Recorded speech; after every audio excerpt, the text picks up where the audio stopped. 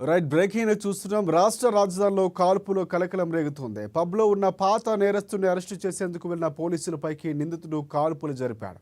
గచ్చిబౌలిలోని ఫ్రిజం pub ఆవరణంలో శనివారం ఘటన జరిగింది. నిందితుడు చిత్తూరు జిల్లాకు చెందిన బత్తుల ప్రభాకర్ అలియాస్ రాహుల్ రెడ్డిగా గుర్తించారు.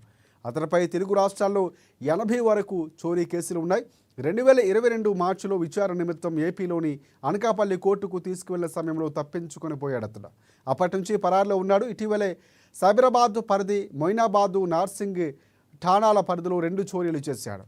నిందితుడు ఎక్కువగా ఇంజనీరింగ్ కళాశాలలో చోరీ చేస్తూ ఉంటాడని మాధాపూర్ డీసీపీ వినీత్ తెలిపారు.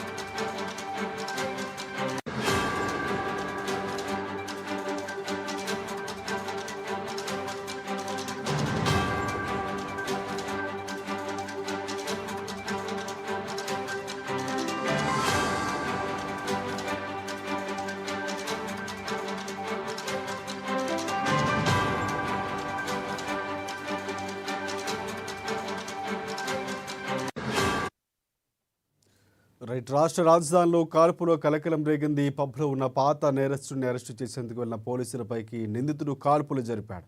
గచ్చిబౌలిలోని ఫ్రిజం పబ్ ఆవరణంలో శనివారం ఈ ఘటన జరిగింది. నిందితుడు చిత్తూరు జిల్లాకు చెందిన బత్తుల ప్రభాకర్ అలియాస్ రాహుల్ రెడ్డిగా గుర్తించారు. అతనిపై తెలుగు రాష్ట్రాల్లో 80 వరకు కూడా చోరీ కేసులు ఉన్నాయి.